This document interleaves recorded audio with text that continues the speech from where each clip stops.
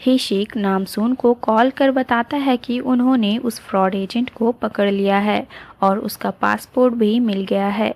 इसलिए नामसून अपने डैड के स्टूडियो से वापस लौट जाती है और वहां से पुलिस स्टेशन अपनी चीज़ें लेने जाती है। उस फ्रॉड एजेंट ने नामसून के सारे पैसे खर्च कर दिए थे। तभी वहां एक लेडी नामसून पर फाइन चार्ज करने आती है, जो उस आदमी की वाइफ थी जिसे नामसून ने हवा में उड़ाकर फेंक दिया था। उस आदमी की कमर टूट गई थी, इसलिए उसकी वाइफ नामसून से मेडिकल बिल्स के चार्जेस और कंपनसेशन फी लेने आई थी। नामसून सिर्फ मेडिकल फी देने के लिए मानती है, वो कंपनसेशन फीस देने के लिए नहीं मानती, क्योंकि लड़ाई पहले उन लोगों ने शुरू की थी। हिशिक इस बात को मानने के लिए तैयार ही नहीं था कि नामसून जैसी दुबली पतली लड़की किसी आदमी को 50 मीटर दूर तक फेंक सकती है। नामसून अपनी गलती एक्सेप्ट कर लेती है, पर हिशिक अब भी नामसून की बातों पर विश्वास नहीं करता। नामसून की पार्क वाली वीडियो वायरल हो रही थी, जिसे देख हिशिक को इस बात पर विश्वास करना ही पड़ता है। और अब उसे नामसून की बात, जो नामसून ने हिशिक को अंडरवेयर में डांस करते देखा था, उस पर यकीन हो जाता है और वो बहुत एम्बैरेस फील करता है। और यहाँ ग्योमजू पार्टी में शिओ से मिलती है। इस पार्टी में ये दो लोग ही थे जो इस ऊंचाई पर अपने दम पर पहुंचे थे। शिओ एक बहुत बड़ी स्टॉक एक्सचेंज कंपनी डूगो का सीईओ है। अगले सीन में ह्वाजा के दोस्त उसके घर आते हैं और उसकी रईसी देख हैरान रह जाते हैं, और ह्वाजा के मन में भी और लालच आ गया था। अब वो इस लग्जूरियस लाइफ को छोड़ना नहीं चाहती थी, इसलिए वो अपने दोस्तों को नामसून को मारने के लिए कहती है, ताकि वो हमेशा के लिए नामसून बनकर नामसून की लग्जूरियस लाइफ जी सके। ह्वाजा ने भी नामसून की पार्क वाली वीडियो देखी थी। इससे पहले उसने भी इतनी स्ट्रॉन्ग लड़की कभी नहीं देखी, इसलिए वो अंदाज़ा लगा लेती है कि वीडियो वाली लड़की ही नामसून है।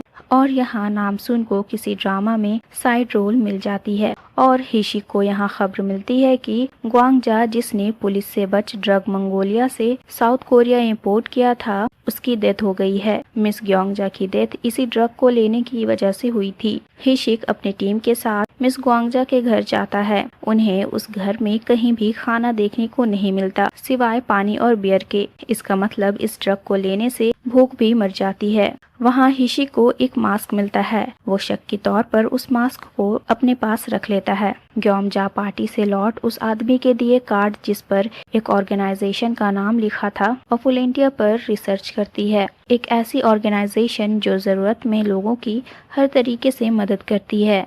तभी ग्योमजा की सेक्रेटरी ग्योमजा को ह्वाजा की अपडेट देती है। ग्योमजा ह्वाजा से ज्यादा सख्ती से पेश आने के लिए मना करती है, क्योंकि उन्हें कर्मा में विश्वास था।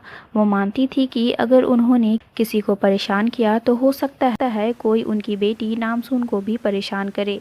अगली सीन में नामसून अपनी पेमेंट उस आदमी को देने जाती है जिसकी कमर उसने तोड़ी थी। वो आदमी नामसून से पूछता है कि उसे कैसे पता कि वो इस हॉस्पिटल में एडमिट है। नामसून कह देती है उसकी वाइफ ने बताया, पर उस आदमी की असली वाइफ उसके पास ही बैठी थी। जिसने पुलिस कंप्लेन की थी वो इस आदमी की गर्लफ्रेंड थी। उसकी वाइफ इनकी बातें सुन समझ जाती है कि उसके हस्बैंड का किसी और के साथ अफेयर चल रहा है, और फिर वो अपने हस्बैंड की बची कुची हड्डियां भी तोड़ने लगती है। यहाँ पार्क में ह्वाजा अपने लोगों के साथ नामसून को मारने आती है, पर वहाँ नामसून नहीं थी, तो वो लोग नामसून का घर तोड़ने लगते हैं। नामसून अपने दोस्तों के साथ पार्क लौट ही रही थी और दूर से ही वो इन लोगों को अपना घर तोड़ते देख लेती है। ये खबर पुलिस को भी मिलती है। हिशिक अपने टीम के साथ पार्क के लिए निकलता है। तब तक नामसून पार्क पहुंच उन गुंडों की अकेले ही धुलाई कर देती है, और ह्वाजा वहीं दूर खड़ी हो नामसून की पावर्स देख रही थी और हिशिक को नामसून का नाम पुकारता सुनती है। इससे वो श्योर हो जाती है कि वही लड़की नामसून है, और हिशिक का भी बचा कुचा डाउट कि नामसून इतनी स्ट्रांग कैसे हो सकती है वो भी दूर हो जाता है। अब क्योंकि इन तीनों के घर टूट गए थे, युनसू और मिसनो फिर बेघर हो पहले की तरह वहां से चल देते हैं, और हिशिक नामसून को अपने घर ले जाता है।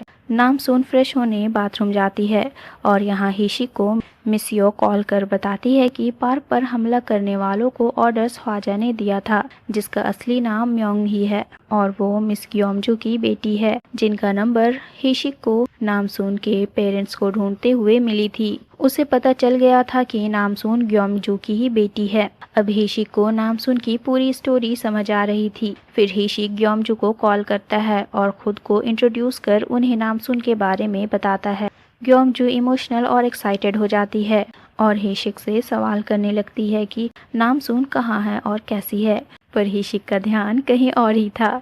वो ग्योमजू से बाद में बात करता हूँ कह कॉल काट देता है। ग्योमजू हिशिक के बारे में इंफॉर्मेशन निकलवाती है। उसे पता चलता है कि हिशिक एक डिटेक्टिव है जो अंडरकवर होकर अपनी टीम के साथ एक ड्रग केस पर काम कर रहा है। और यहाँ हिशिक नामसून को भी बता देता है कि उसने उसकी मॉम को ढूंढ लिया है। हिशिक नामसून को अपना रूम सोने के लिए देता है और फिर ग्योमजू को कॉल बैक कर बताता है कि फिक्र करने की कोई ज़रूरत नहीं, नामसून उसके साथ ही है। ग्योमजू हिशिक को एक एड्रेस सेंड करती है और उसी एड्रेस पर नामसून को भेजने बोलती है। ग्योमजू बोंगो को भी कॉल कर बता देती है कि नामसून मिल गई है। अगले दिन हिशिक नामसून के लिए ऑनलाइन कपड़े मंगवा देता है और उसे उस एड्रेस पर भेजता है जहां ग्योमजू ने नामसून को मिलने बुलाया था। फिर हिशिक खुद फ्रेश होने के बाद गीले हाथों से ही उस मास्क को छू देता है जो उसे मिस ग्योमजू के घर पर मिली थी। वो मास्क पानी से मिलते ही घुलने लगती है। अगली सीन में नामसून अपने मॉम के बताए एड्रेस पर पहुंच जाती है, पर वहीं से थोड़ी दूर एक बिल्डिंग में आग लगी थी जहां बच्चे अभी भी फंसे हुए थे। नामसून ये दूर से ही देख लेती है और उन्हें बचाने जाती है। एक एक कर वो सभी को बिल्डिंग से निकाल लेती है और ज्यादा स्मोक इनहेल करने की वजह से नामसून की हालत खराब हो रही थी। तभी वहां ग्योमजू भी आ जाती है और नामसून को उसकी पावर्स यूज करता हुआ देख समझ जाती है कि वही नामसून है और अब वो नामसून की हेल्प करने जाती है, पर तभी बिल्डिंग में ब्लास्ट हो जाता है। Stay tune for the next episode. Till then bye bye and take care.